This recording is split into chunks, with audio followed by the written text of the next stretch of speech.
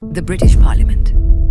For more than 7 centuries, it has stood at the center of one of the world's oldest parliamentary traditions, a place where ideas have been tested, convictions defended, and decisions of an international consequence made. On the 12th of June, 2026, the Lord Nagraju graciously received Acharya Prashant and accompanied him through the historic halls of Parliament.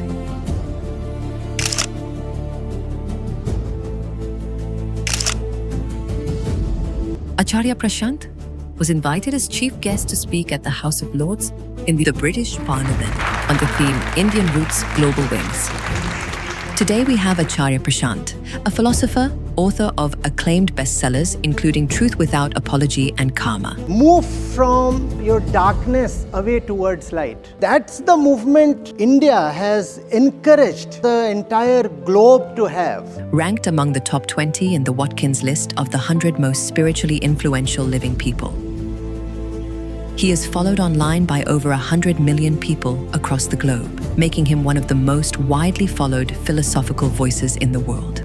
Roots, in the pure Indian sense, refer to the question koham, the matter of self-inquiry. Who am I? He has devoted himself to the mass-based education of the self, and his teaching program now has over 150,000 regular enrolled students from all walks of life. He is a columnist for leading newspapers and a recipient of prestigious honors, including the Outstanding Contribution to Nation Development Award and PETA India's Most Influential Vegan of the Year. His work has taken him to some of the world's most respected academic institutions, including recent talks at Oxford, Cambridge, the London School of Economics, UCL, and Queen Mary University of London, where he has spoken on themes of consciousness, ecological responsibility, and global challenges. Along the way, he has shared the stage in landmark dialogues with some of the foremost minds of our age. Dr. Rupert Sheldrake, the Cambridge-educated biologist; Rupert Spira, a leading international voice on non-duality; Professor Jonathan Birch of the London School of Economics; Professor Lars Chitka of Queen Mary University, the world's leading expert on insect cognition; Professor Steve Fleming of UCL, a leading authority on metacognition; and Dr. Melanie Joy, author and former professor of psychology at the University of Massachusetts. The Upanishads say, Asato ma satagamaya. Then, Tamaso ma jyotirgamaya. And then, Mrityor ma amritam gamaya. Hosting the occasion, Barry Gardiner, Member of Parliament and one of the longest-serving voices in the House of Commons, joined Acharya Prashant in a ceremonial ribbon cutting.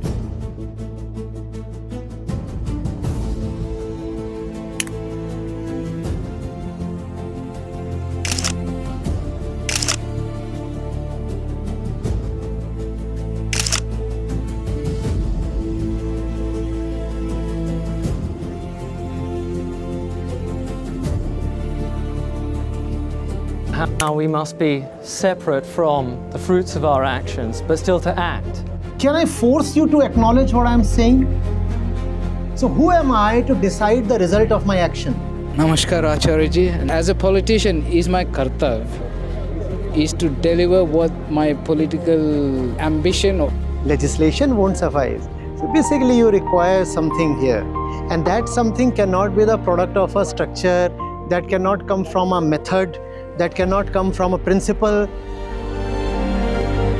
Now Europe is listening. Cambridge and Oxford and LSE are listening.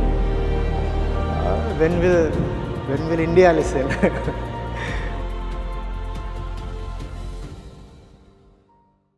It is a moment of great honor for us all as we welcome the chief guest of today's gathering, Acharya Prashant.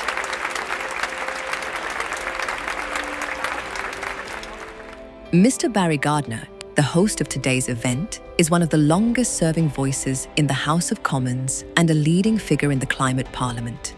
He's also a devoted friend of India and a recipient of the Padma Shri, India's 4th highest civilian honor.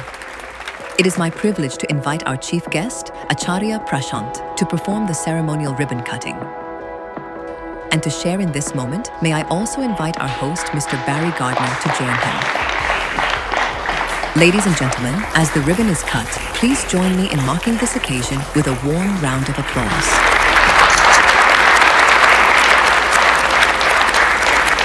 Distinguished guests, please welcome a rare voice uniting India's timeless wisdom with the modern mind. Today's chief guest, here to deliver his keynote address on Indian Roots, Global Wings, Acharya Prashant.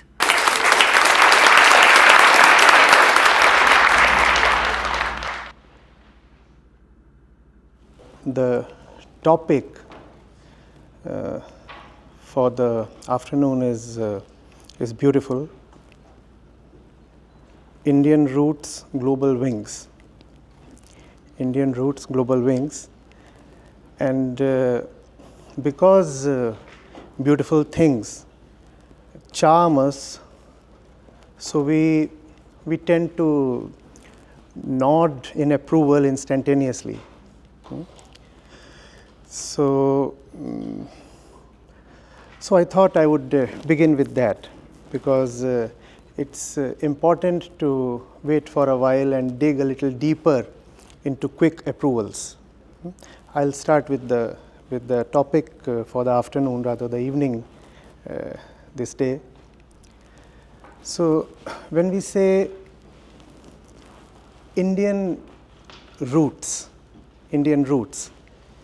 that sounds very nice to Indians and very familiar to those familiar with Indians, right?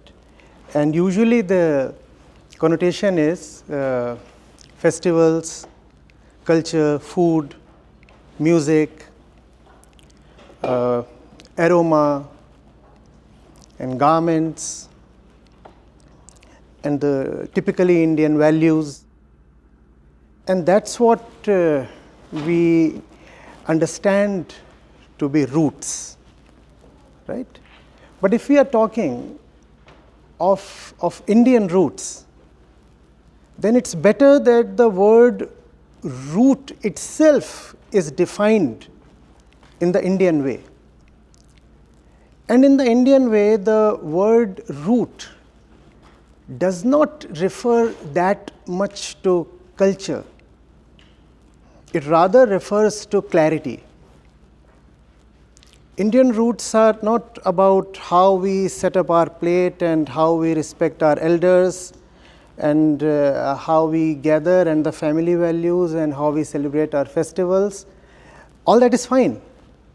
But when we say Indian roots, there is the risk that we limit ourselves just to the cultural aspects. And that's what I seek to address in the little time I have this evening. Roots, in the pure Indian sense, refer to the question ko hum, the question, the matter of self-inquiry. Who am I? That's the root of everything that is distinguished as Indian. Why do I say that is the root? Because every meaningful contribution of India to the world is actually downstream of that root. To make it a more organic phrase, is actually an upward sprouting from that root. It could be Vedanta, it could be Mahatma Buddha, it could be Sant Kabir, or it could be anything that India values truly in itself and the world regards India for. It actually comes from that one inquiry into the self. And that is the root of everything truly Indian. So yes, especially when you are abroad, there is that sense of nostalgia. There is that craving, sometimes that desperate feeling for connectedness. And then the first things that come to our mind as people of Indian origin residing abroad, the first thing that comes to our mind is the cultural aspect. We miss the sights and the sounds and the familiar behaviors and the tastes. Yes, all that is wonderful, but India, true Indianness runs much deeper than that.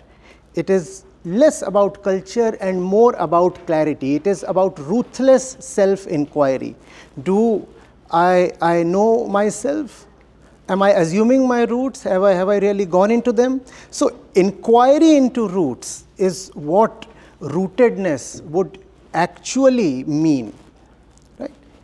And then there is the next part, the little phrase, 2 words that follow, global wings. Now, seen in the usual way or in a superficial way, global wings might sound like ambition. Global wings might sound like expansion of what you take yourself to be. But if the topic starts with India, even these 2 words, global wings, must mean something truly Indian. And in the Indian sense, it is not ambition that takes wings. One rather requires freedom to take wings.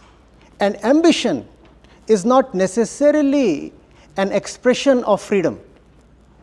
One could be inwardly quite caged, and yet externally, outwardly, one could be flying business class to 6 continents. That is ambition, but not freedom. One could be running very hard on the x-axis, the horizontal plane, on a treadmill, sweating it out in a big way. And the dashboard, the meter there is indicating you have covered X kilometers. But the fact is, one has hardly moved an inch. So that is not really the Indian way. And those who are venturing out of their homeland, flying across oceans to seek education and then growth as persons and as professionals, it is very important that we understand what it really means to take wings. Because yes, you have come here and you want more from life. But in coming here is a question I am inviting all of us to ask. Are we flying or are we just running fast? That's a very important question to ask. The difference is, in running fast, you might be fast, you might be ambitious, you might even be accelerating, but you still stick to your own dimension, and that is not freedom. That is not freedom. Real freedom, which is coming from wings, and that's something that you gave me as something to speak on, real freedom lies in investigating yourself and seeing where your bondages are. Isn't it obvious that we cannot talk of wings or freedom without having first seen, very honestly, very, very keenly, where our chains and the cuffs and the fetters are? If I do not know the ways in which I am held captive, the word freedom remains meaningless and rather absurd. So that's what India invites us to do. India says, yes, first of all, go into yourself, go into yourself. Figure out where your limits are. And in figuring those limits out, you will find that the limits do not survive the seeing, the inquiry. So we are talking of movement. Here is a beautiful verse from the Upanishads that talks of movement. It says, asato ma, from asat, from all that which is false, asato ma satagamaya. Then tamaso ma jyotirgamaya. And then Mrityorama amritam gamaya. So you see there is movement here, and you too want movement, and that's why you are talking of wings. Wings have a relationship with movement, you know. So that's the movement that India has encouraged Indians and the entire globe to have. Move from your darkness away towards light. Your movement cannot be an expansion of your darkness across continents. And that is very much possible. That is very much possible. Similarly, move from all that which threatens you and kills you inwardly daily. The fears, the old hurts that we carry, the insults we might be so apprehensive of, the insecurities, right? So move from that towards that which is not vulnerable to random movements outside of yourself. That's what India invites you to move as and move into, right? And since I have quoted from the Upanishad, something else comes to my mind. The Upanishads say, Uttishtat Jagrat Prapya Varan Nibodhat. Right? So arise, awake, and approach those who might help you learn. Learning is the purpose.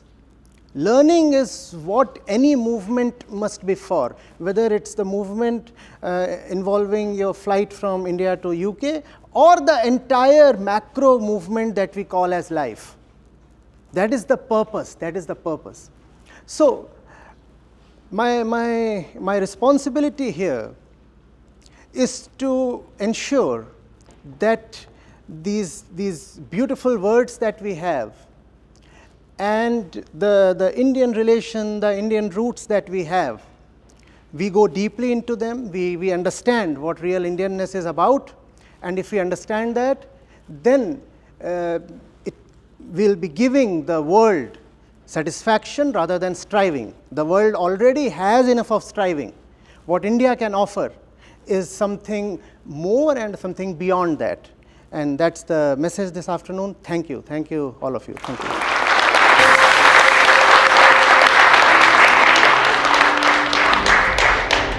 Pleasure meeting you, sir. It was absolutely brilliant to hear you speak. Thank you so much for your time. It's a very good talk. Thank you so much. Bringing light into darkness. Thank you so much. My pleasure. That's the main point that I took. My pleasure. My pleasure. Yeah. It was always an insightful moment. Can I get a picture? Lovely to meet you. Follow spirituality and Hinduism a lot, so it's really good to.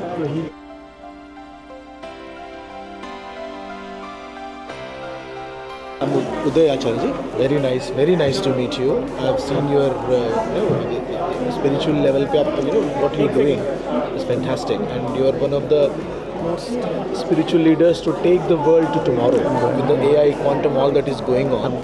The Lord Nagaraj is one of the youngest members ever to take a seat in the House of Lords.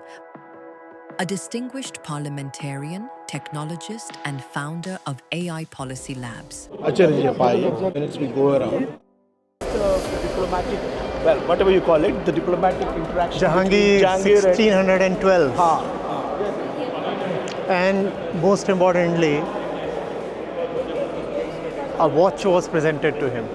And that proved to be the difference between Indian engineering and the British engineering of the time.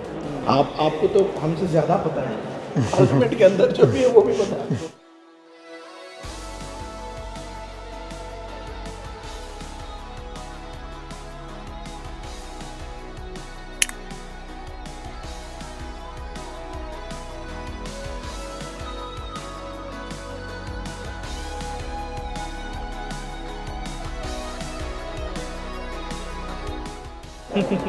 Shall we both have a photo once first, and then we can all have a Sure.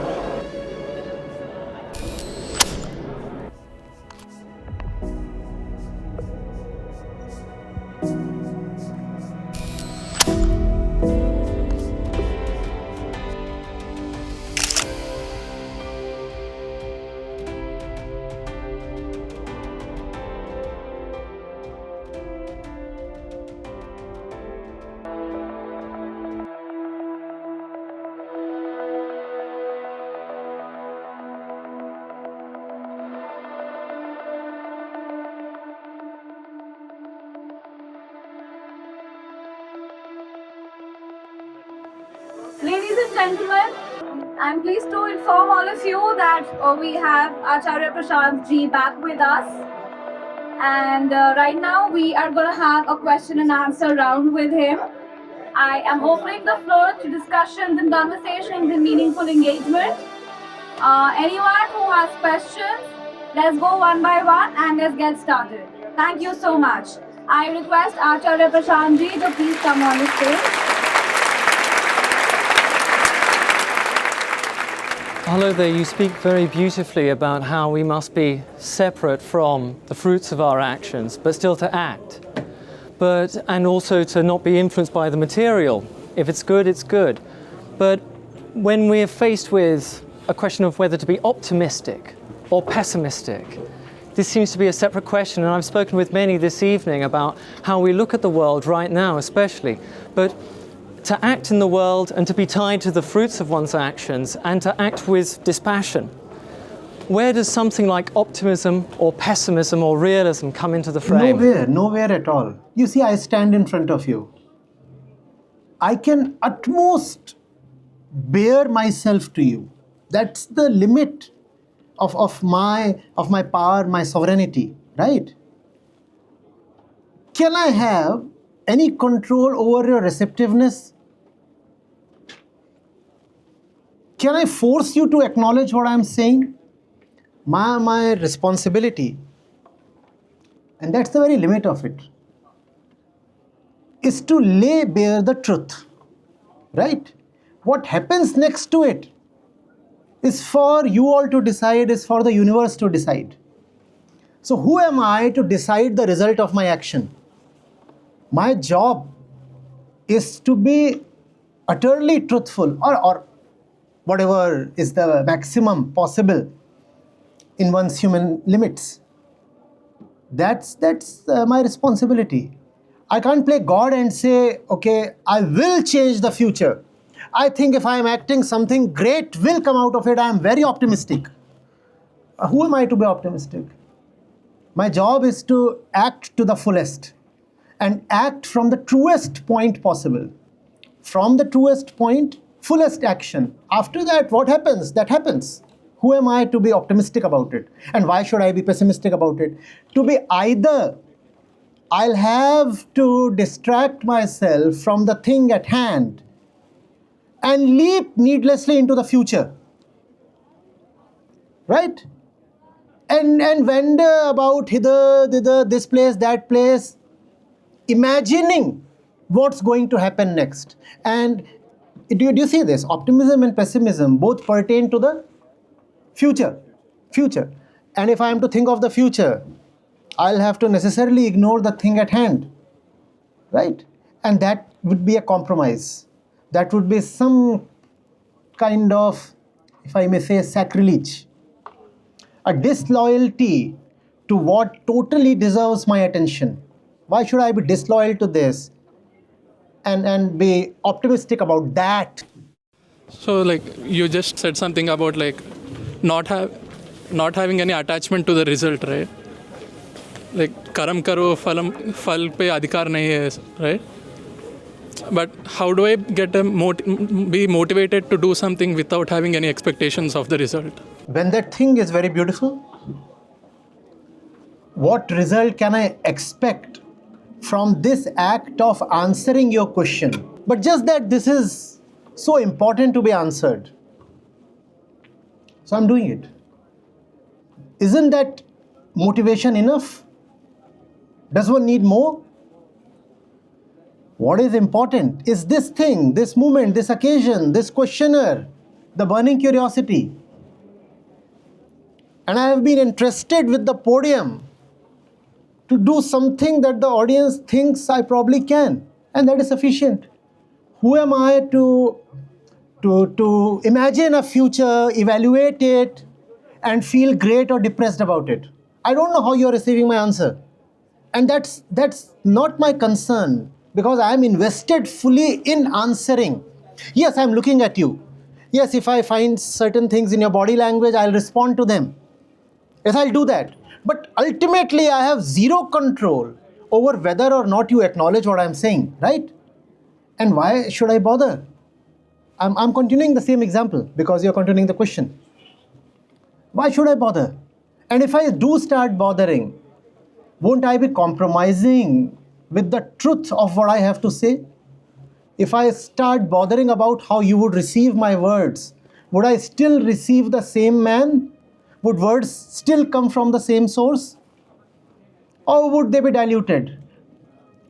Would they be customized to suit customer needs?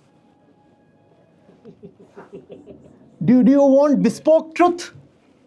Do you want truth tailor-fitted to meet your expectations so that you can feel good and optimistic about the universe in the next century? You graduated your bachelor's from IIT and then you got your master's from IIM. What made you pursue your journey in philosophy? What actually changed in you to leave that? And I also got to know that you got into UPSC as well. That's a humongous task to do. You literally ticked all the boxes for an Indian child. You got into IIT, you got into IIM, you got into UPSC. What made the switch in the shortest way possible? If you could just tell me, that'd be fantastic. Thank you. So, which river is this? Thames. Thames. Can you name a few points it flows through? Lots of points, right? So, what changed in Thames? What particular flash of enlightenment or what particular strike of realization occurred to it that it moved from A to B? And then from B to C? And then to D? Nothing. Ganga is my staple example, but here we have the Thames here, so it would have been disrespectful. You could use Ganga. So what has changed in Ganga? What new realization came to her when she moved from Rishikesh to Haridwar, and then to Kanpur, then to Prayag, and then to Patna, and then to Bengal? What changed in her? Nothing. It's one flow, one journey, and one center. Right?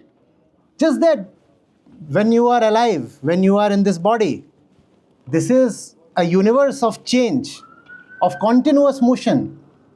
Therefore, one day you would be found in an IIT, the next day in an IIM, then in a corporate job, then as an entrepreneur, sometimes as a teacher, sometimes as a manager, sometimes on the tennis court. The center has remained the same. And what has that center said? That center has said, I don't know, and I can't deceive myself by claiming that I do. That's the center. That's a center that has found it difficult to deceive itself. That's a center that has sometimes even tried on purpose being dishonest and not enjoyed it. So how do I settle in a tech role, for example? After IIT, software was coming up in a big way. And as with most of my peers from my batch, I landed a software job. How do I convince myself to stay there when I'm seeing that there is much more that needs to be done and addressed within myself, within others, and I'm not liking the shape of the planet, I'm not liking the way people lead their lives, I'm not liking my own internal situation? How do I convince myself to now pursue a tech career? Same thing happened after my MBA. How do I convince? And I actually worked in 3 organizations post my MBA. Not that I came to quick and rash conclusions. I was giving everything due opportunity. But how do I force myself into unseeing things that I was seeing, into unhearing things that I could clearly hear? And the center has remained the same. I've kept moving on. Charaiveti, that's Vedant. And I'm here tomorrow, I don't know.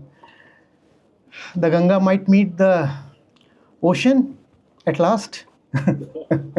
Or maybe the Ganga can discover that the ocean was within her all the while. Namaste, Acharya ji. I'm a big fan. So my question today is, it's actually continuation to the previous question the ma'am asked about consumption and how you answered it. So mine is a bit different thing. It's about consumption on the online content. So we consume a lot of garbage every day. Why I say it as a garbage is, like, I'll give you an example. I watch a lot of India-Pakistan related stuff, and that goes in a different direction sometimes, and I'm interested in it, very much interested in it to watch, because I'm a patriot. But same time I get stressed watching that. Not India-Pakistan, I will not say it as a stress, but other things which come as a, some algorithm pushes things to me, and that gives me stress. How to avoid it? Or should we do something about it? The stress is coming this moment. In that moment, it is pure dopamine. Would you ask this question? The moment of the scroll? No, you won't ask this question. In fact, even if the opportunity to ask this question or receive an answer is there in that moment, let's say you are scrolling up and one of my videos comes up. I'm all over there, right? And that video contains the very answer to this specific question. Would you still watch? Unlikely. Unlikely. Because in that moment, that matter, whatever it is, right? India, Pakistan, or whatever you said, garbage, whatever it is not garbage to you. It is food. Delectable delicacy it is in that moment. It's only later on when you get that upset stomach and an upset life that you say, oh, it was garbage. Later on, in hindsight. And everybody is wise in hindsight. Retrospectively, we are all philosophers. All philosophers. The point is how to avoid that. In that moment. In that moment. I mean, I do chase. In that moment. And remember, in that moment, nothing can change, because that moment is an extension of all your moments. The inner actor is the same, irrespective of the moment. So, your query in itself is self-defeating. What you're saying is, I want to change a particular segment of life. It's 1 a.m., it's 2 a.m., and I'm consuming garbage, and that's what I want to address.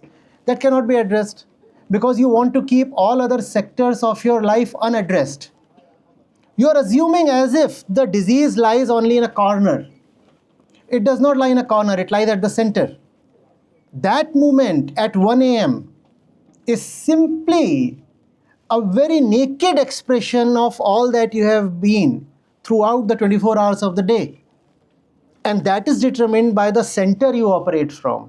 Therefore, you will need to be vigilant of yourself continuously. You will need to watch your motives, you will need to watch your desires, your relationships, your beliefs, your hopes. Get this? And when you do that, even without your knowledge, the stuff that you do at night will change. Night is inseparable from the day, sir. Be vigilant throughout, and then your nights will change. Everything will change. There are no sectoral solutions. There are, otherwise what you get is, band-aid for the forearm when the problem is in the heart. That won't help. That can console though. But I'm not here to offer consolations from this podium. Am I? No. Thank you. In the last few years, the last 3 to 4 years especially, we've seen a lot of Indian students, they come here with a lot of dreams and baggages and all that. When they couldn't achieve that, we've seen very unfortunate situations that, that they shouldn't be taking their steps. What happens next is secondary, but how do we, or what do we tell the students about taking the extreme step, and what is the message that you could give for the Indian students here in the UK, which are like huge numbers? A lot of youth, do follow you. So it's very critical question and the message that will come from you, and hopefully there will be change.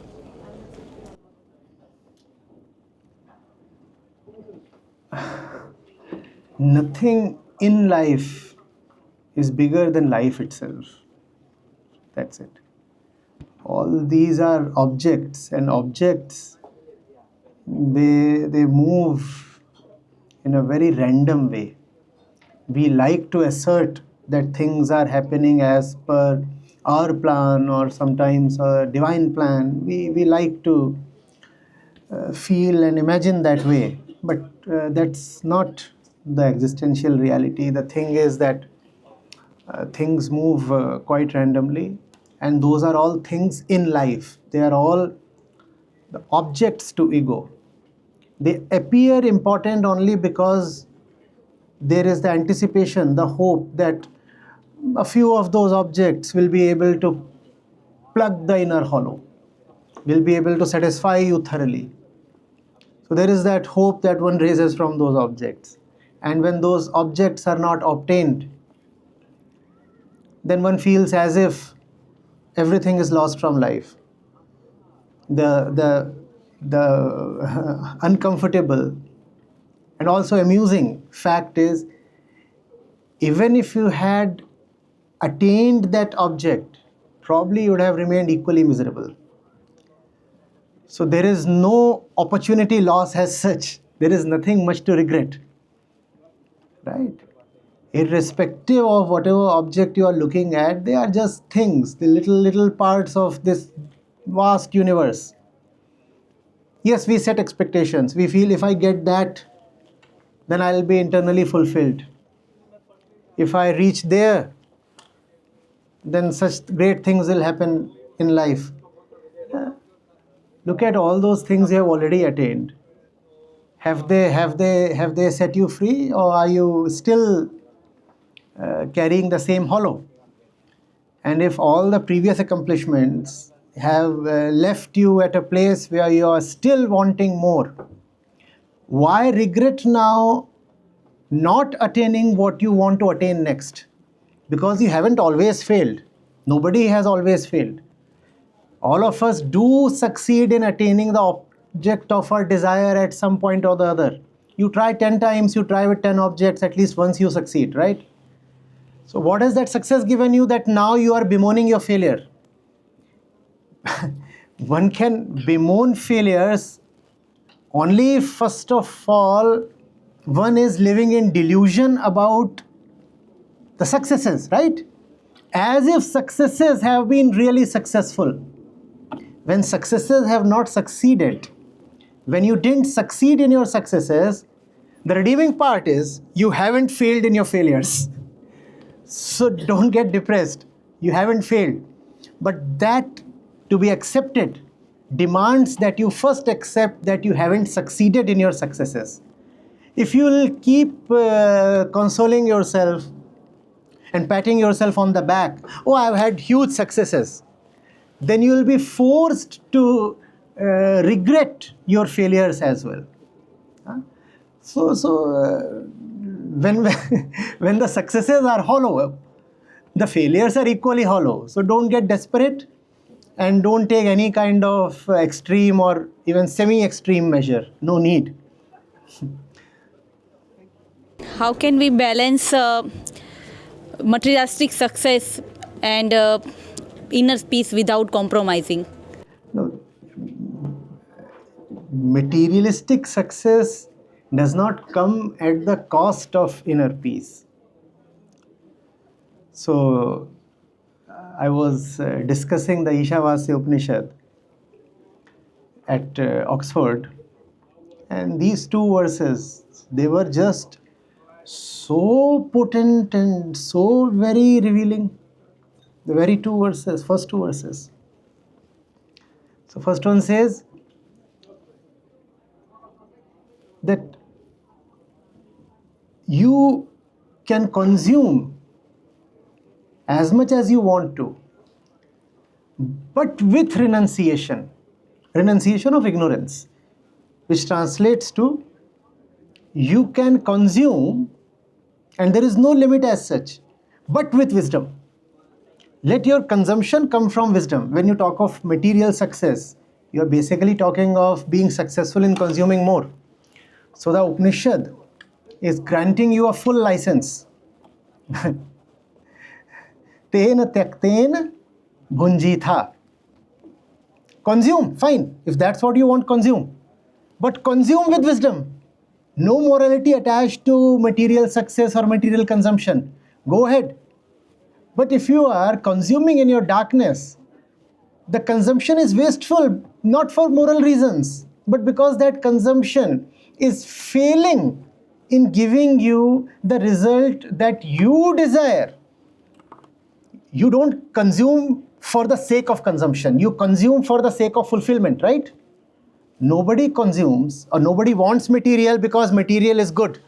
We want material because material gives us the hope of fulfillment. But if you approach material, and the entire universe is material, the body is material, everything is material here. But if you approach material from inner blindness, from darkness, then you get nothing.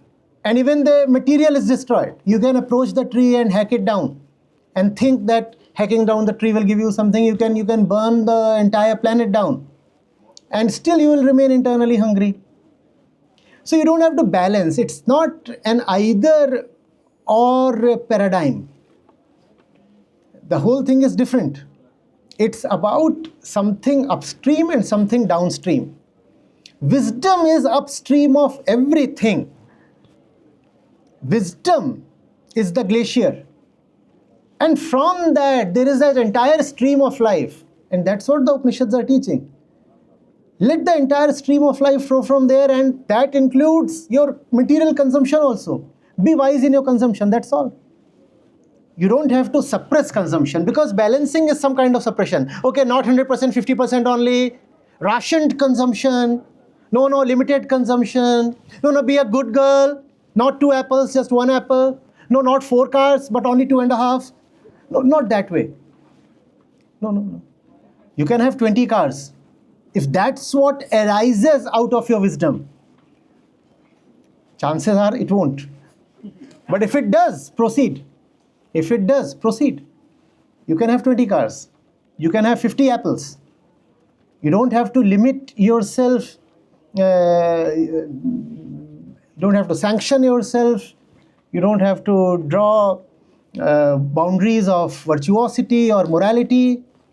You don't have to appear good according to some external scriptural standards. No, you don't have to.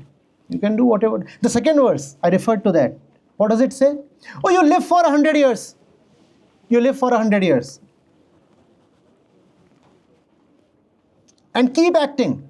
But that action must again arise from your wisdom. Live for 100 years, consume for 100 years. You know what it says about action? It says action should be such that the result of action leaves no mark upon you, does not smear you. Which means you should not be thinking about the fruit of action. Let your action arise spontaneously and keep acting and keep living. Keep consuming. Just don't expect that consumption can give you anything fantastic. No, it won't. After that, see, material consumption is one thing. When we consume, it is psychological, not material. You are using the material for gratification, psychological. Material added to material will yield more material, which is fine. But material added to mind will not yield more satisfaction. This is dimensional mismatch. This is category error. You are adding the material to the psychological and expecting a fulfilling union. That won't come about. Impossible. See this? So it's not about balancing. It's not about saying, okay, let's all be good guys and use green technologies and EVs. Out of the 2 cars, one can be an electric one. Not that. The scriptures don't prescribe action or balance of any kind. Please understand. It's only in the pop religion that terms like balance come up. Real wisdom, true spirituality, is not about balancing at all. The word balance, santulan of any kind, does not appear anywhere in the spiritual lexicon. Nowhere. It's not about balance. In fact, you can go to all extremes possible. Life is so that you go to all extremes. Please go to extremes. You don't have to restrain yourself. You don't have to withhold yourself. That's what most the pop religion, the religion of the street is made of. And that does no good. In fact, that's the thing responsible for most of the crisis of our planet. Right? People do some good work, people praise, people put you on the top. And when you're there, you feel like you've conquered the world, everybody is like, But often, people do forget, we're all so human beings. So how, at that time, there's a factor of ego at the time. Oh, like, I am the great, I know everything and all that.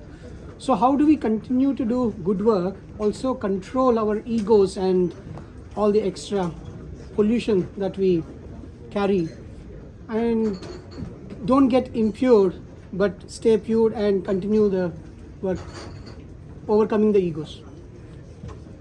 No, ego is not something that can be overcome, right? Ego is the first inner operator, the first, the most primary, the most fundamental, with nothing below it at all, which means there is no one to overcome the ego. So who would overcome the ego? The ego is the operator. The ego is the doer. When you say you want to overcome the ego, who exactly is the one trying to overcome the ego? Do you get this? So the ego cannot be overcome, because the one who is trying to overcome, two is just ego. And you cannot defeat yourself this way, can you? So the ego trying to overcome itself or overpower itself or control itself is obviously doomed to fail. And that's a law. That's not a limitation. That's a law. The ego can be seen through. The ego can be seen through, and that's the maximum the ego can do to itself. It can look at itself and honestly figure out its ways.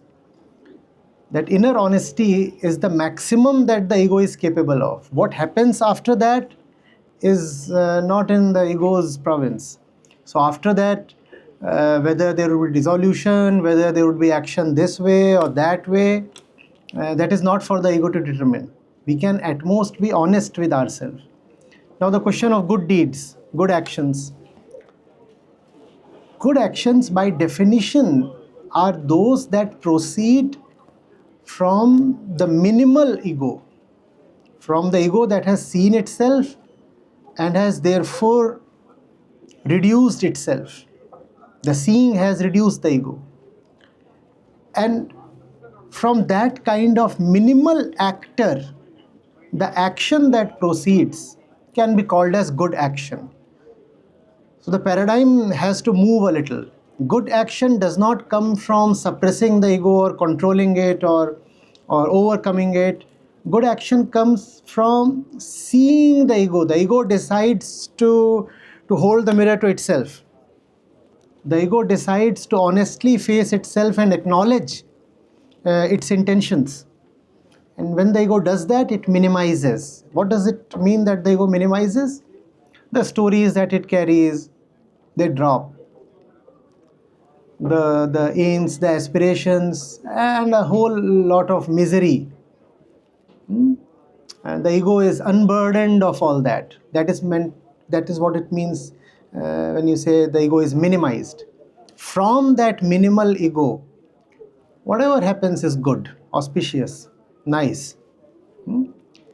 We see that most of the so-called good actions that we have are nothing but ego moves to gratify itself. And that's where that point comes in. The applause from the audience. People praise you when you're doing good things and you feel good about it. It's not that the people praised, therefore you felt good about your deed. The deed was calculated to be in a way that receives praise. Praise was not incidental. Praise was the very motivation. The ego cannot do anything without that motive. I have to receive something, because the ego is forever hungry and incomplete. The one who is hungry is not going to exhibit selfless action. The one who is hungry is going to carry his hunger to all places possible and consume all things possible. Right? So let's not say that the supply came from outside, that the influence came from outside and corrupted the ego. No. First came the demand from inside. And as long as the demand is there, supply will be created. Supply will be created, right? So that demand has to be seen through. The one demanding has to be encountered. Namaskar, Acharya, and I'm quite delighted to invite you to our constituency. I'm one of the politicians here. You spoke very wisely about the wisdom that you just elaborated about. We have to act on wisdom. As a politician, sometimes we're not wise. I mean, we're not wise to some moral judgments because we are based on the interest either of the party or the constituency, or in fact for the country, which should not be morally right. So as a politician, is my kartavyam or kartav is to deliver what my political ambition, or I wouldn't say ambition, the political judgment or more the political inscription, you call it, or is it based? Tell me, sir, what are you in politics for? You are in politics to do some good, right? Yes. No good can happen outside just using legal ways. I don't mean you must use illegal ways. Right. What I mean is legislation won't suffice. Yes. Legislation won't suffice. So basically you require something here. And that something cannot be the product of a structure, that cannot come from a method, that cannot come from a principle, that cannot come from an ideology. It is something very internal, very simple. Am I being honest or not? Am I admitting love or not? It's as simple as that. And that's something you have to remember. When you say, I am a politician, how is that entirely different from somebody who says, I'm a grocer, I'm a barber, I'm a driver, I'm a teacher, I'm an actor, I'm a boxer? How is that very different from any other field of action? Right? So it's not about the action, it's about the actor. You have to be inwardly true to yourself. It simply means looking at your facts as they are. That doesn't mean anything esoteric or mystical. You have to know that inwardly you are full of fear, insecurity, anger, jealousy, hope, optimism, ideologies, this, that, whatever, that's all. You were kind enough to answer my question earlier about optimism and pessimism and how to view that in relation to the fruits of actions. Right now, all I have is a question, which is to say, if you are ever open to actually participating in some of the work in London or in Scotland or in India. All over the world. You just contact. He already has the contacts. Then wherever there is a love of seva, then please do participate The entire with us. planet is crying for loving seva. Right? So it's not just at a few spots. The entire planet is demanding to be healed. So yes. And so much of that healing, because we know that so much agriculture goes on sort of farming factory animals, and that creates this repetitive, terrible cycle of all these gases being emitted, and this terrible work. And if only people were, we talk about ahimsa or ahinsa, and to actually, reduce that. And is that a negative thing? Is it merely to say what you're not doing? Or is it to be positive, to say what I should not do? Neither negative nor positive. Ahimsa is the direct and unintended consequence of minimization of ego. Ahimsa is not a pattern of action. Ahimsa is not something that you do, or ahimsa is not something that you decline to do. It is not a particular way of living, it is not a set of thoughts, it is not a body of principles, it's not about do's and don'ts. Ahimsa is simply life without the needless, right? Life without the needless burden of the ego. And there is ahimsa even without you trying to be ahimsak. You are not trying to be non-violent, you just are. You just are. Hello, hi sir, I'm Navin Arun, and I have this like a personal question. So I believe that when we become a person of a certain caliber and a charismatic, and when we are doing a certain good deeds, or we are just advancing in life, which attracts a certain people in life, and that also creates a jealousy among certain people. So now how do I deal with in a certain situation where I have done nothing wrong, but there are just people who are just jealous and they are just trying to bring me down and doing all the bad deeds. So how do I deal with it? I'm also a boxing by professional, but I never want to hurt anyone in the person. I just play in the ring. Do what is dear to you. You didn't get into whatever you are doing so that people are not jealous of you. Was that the objective? Your objective is independent of whether they are jealous or whether they are not. That decision belongs to them. Let them exercise that. They want to be jealous, they can be jealous. How will you stop that, and why must you? Your job is to get into what you are doing and do it truthfully, do it lovingly. That's your job. If their job, they feel, is to be jealous, right? That's their sovereignty, that's their decision, and you cannot command others' lives and change their decisions for them. Yeah, I totally believe that. But when they are taking some extra efforts, trying to bring me down, trying to curse me and all that stuff. That's the real problem, that what they are doing, you are allowing that to have some meaning for you. Now that's the problem. If your job, whatever you are doing, is truly important, why are you giving miscellaneous things so much importance? Right? I'm talking to you, and there are other people who are having their own things and chit-chatting, gossiping, whatever they have to do, right? Must I say, I'm getting distracted, therefore the quality of my response is suffering? Must I do that? Would you like that? So I'm doing what I have to do, others are doing what others have to do. I just have to ignore them. See, you don't have to ignore them. It happens. It happens. Are you conscious of that ship there?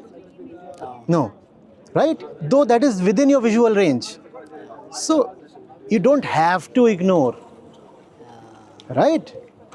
You simply fail to register it. Okay. It simply does not get registered. Even if it is in front of your eyes, it remains unseen. Because your eyes are full of something else that is much more important and worthy. That's amazing. Thank you so much.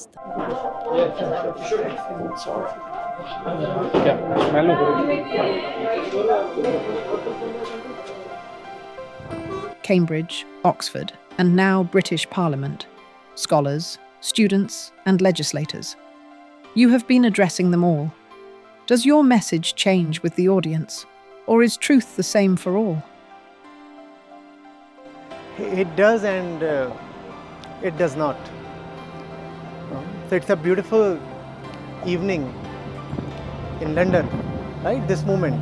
Does the sun change for different places, different people, different countries, different races, different ethnicities, or different campuses, or different parliaments? No, the sun does not change.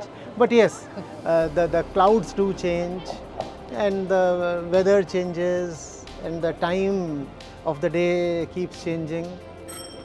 The truth is all right with changing costumes, because no costume can touch the truth. My responsibility is to present the truth with utmost honesty and not count the applause, and obviously not the brickbats or abuses.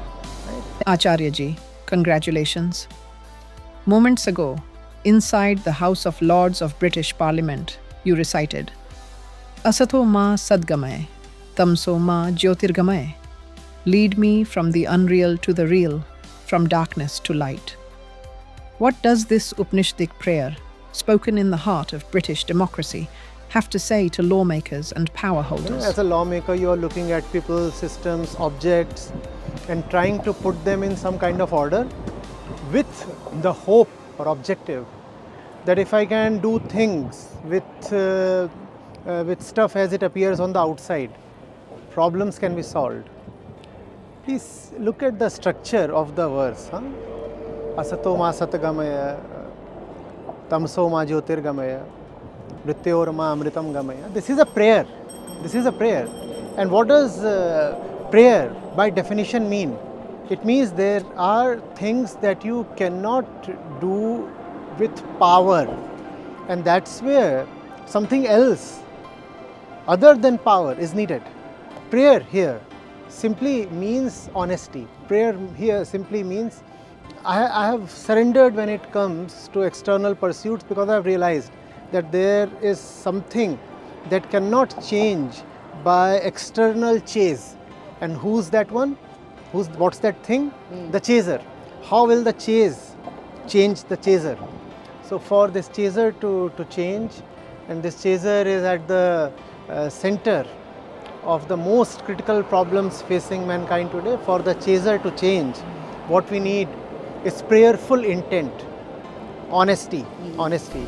And that's what I hope the lawmakers all over realize. Parliament today, Oxford and Cambridge behind you, LSE, King's, London Climate Action Week, and Watkins ahead. If you had to sum up this UK journey in one sentence for people watching in India, what would it be? I would request and gently tease my Indian brothers and sisters. Now Europe is listening. Now the academics are listening. Now the writers and philosophers are listening. Cambridge and Oxford and LSE are listening. When will India listen?